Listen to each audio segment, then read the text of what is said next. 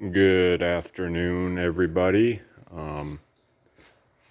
Just doing some work in the shop Saturday afternoon, and I thought I'd just do a quick video on the Vevor.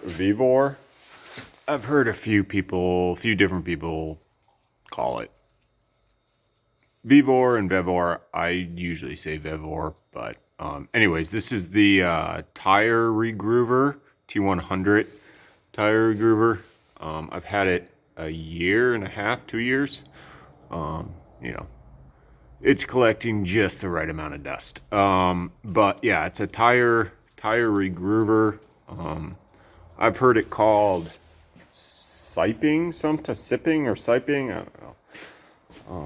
But yeah, so I'm redoing the I've already done these these tracks once a year. They're getting down there. They're due for replacement. I'm just trying to get a little more life out of them. This is on our 259 D3 Cat skid steer. Yeah, so this thing's pretty cool. It comes with a bunch of different, there we go. It comes with a few different, cutting blades, razor blades or something. I kind of customized this one a little bit. I'm gonna get a better shot of it. There you go. Look at a smiley face. Just because of what I had with the tracks, I don't want to go too deep. Actually, I've done these once already, and I was just trying to get I've already done this side already. So where's the groove? Actually hit the metal banding. This is where I started. And I hit the metal banding. I was going too deep, so you can adjust. That's Dublin. You gonna say hi, Dubs? You gonna say hi? You gonna say hi? Yeah. He's a good helper. So yeah, so I adjusted this one because you can loosen these Allens and adjust the depth by sliding this up or down.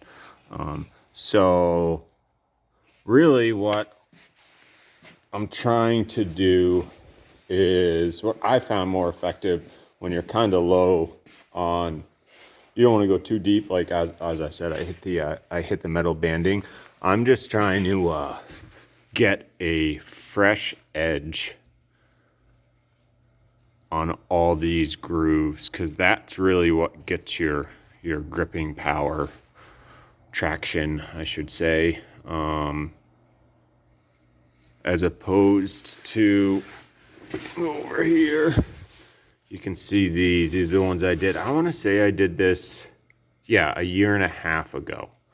And you can see they're kind of rounded off, losing a little bit of that traction. So I'm just trying to freshen them a bit and maybe get another, I don't know how many hours we have on this machine. These are the original tracks. We don't use it a heck of a lot. It's not like they're running 10 hours a day. We're a hardscaping, landscaping company. So, they're getting used at most in a few hours a day, maybe. Depending on the job. But so how this thing works, this is how I have it adjusted. Temperature gauge here. If you have it too hot, you can frickin' cherry this blade up real quick, because it's not thick. Obviously it's thin. It's got a cutting edge on one side. You can cherry it up real good, and it'll just get so hot, it'll just bend and break. So you kind of fidget about with the temperature. Shift switch. Yeah, I'm not sure what that's for. I have it all the way. Oh, has. I have it in that position. But anyways, so how this heats up is it's not constant heat. When you, let's see if I get it in frame, when you press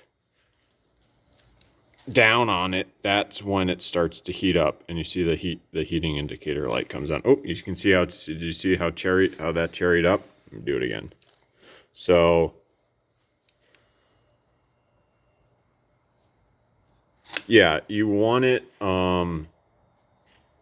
as you're cutting it, you want that heat to dissipate into the track. Actually, I'm gonna probably turn that down just a hair. But anyways, so yeah.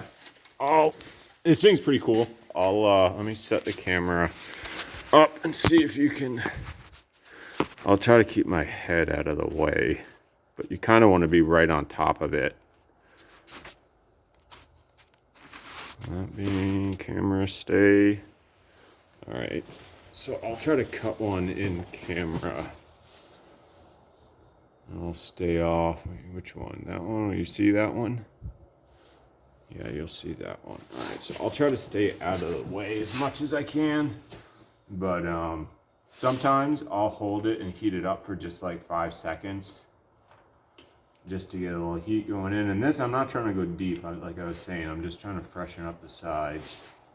So you want to do a lot of pressure.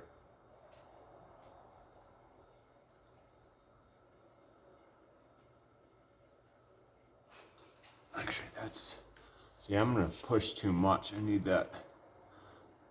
Let me keep it where it was, but you can see. Because you don't want to be like killing yourself trying to push this through.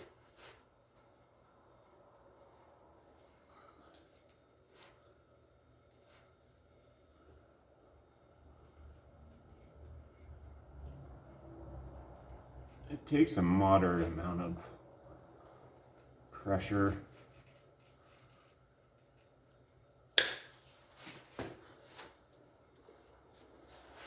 So yeah.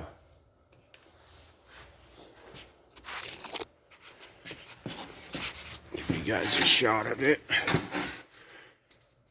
You can see, I mean, it focus you, there we go. It cuts a nice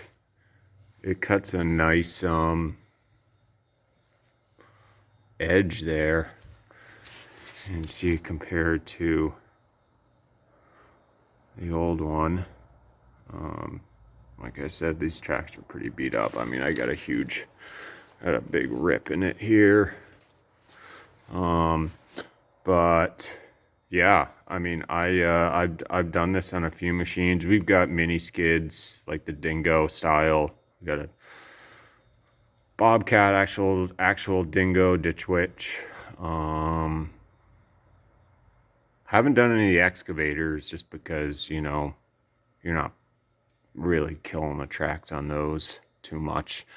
But all of our earth moving machines, I've cut new treads on. You can see too. And you can do all kinds of different, like, different designs. Let me see if I can get you in frame here.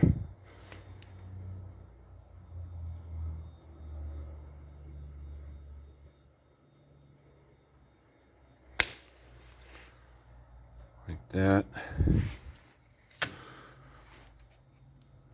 This one you can see, I mean, I lost a fair amount of tread this year on it. We also plowed with it last year, so it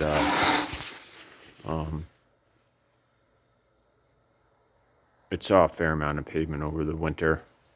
You come say hi? Yeah. Yeah. Oh gosh. Okay. Yep. Very helpful.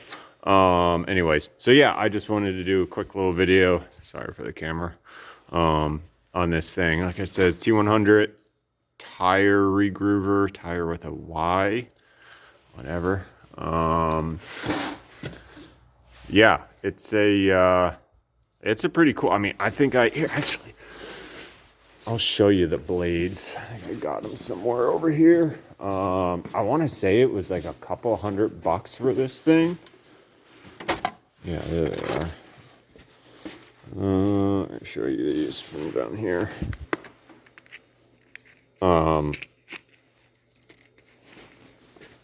So you can see it's got a ton of different. This is one of the used ones. You can see this is one of the used. This is one of the used ones. After you use them for a while, you know, they start to get bent over and stuff. So you can switch it out. But I mean, they got super little tiny ones. I don't know if you'd want to do this on like your road vehicle. I mean, I guess you could, but like you can do super little tiny cuts. Focus. You can see, just judging by my thumb, I mean, you can cut them pretty fine. You know, maybe get all artsy and stuff and do some cool designs on your skid steer tracks. And be the envy of the competition, that's for sure. Anyways, all right. Oh geez, 11 minutes already. But yeah, so put it. If any of you guys have used one of these before, I like to see what you think, because I've talked to fellow landscapers and stuff, and no one else has ever really used one. But for a couple $100, I mean, Vevor, I bought a few other things from them, and yeah. And I know this is not sponsored. They haven't paid me or given me anything, but it's pretty cool, because I mean, honestly, we probably would have had to buy, you guys, I mean, costs a freaking arm and a dick to buy some new tracks nowadays. So doing these a year and a half ago, you know, we definitely would have had to buy new tracks last year. But this thing's pretty sweet. A little stinky with the rubber, but yeah, sweet. All right, well, I'm gonna do. All right, yeah, it took me. You know, it takes a little bit of time for these. I mean, I want to say it took me a good half day. Maybe not quite a full half day. Maybe like 3 hours to do all of it. And if you're doing tracks too, be aware as you get over the final drive, the track is more stretched out here, so this groove is going to be wider. So I usually try to cut them all where there's more slack, when there's more slack on it, as opposed to trying to, you know, cut them up over the final drive gear, because it is stretched out here, you know, obviously, because there's a bit more tension coming over that, and then there's more slack, so it's like it's tighter together here, essentially.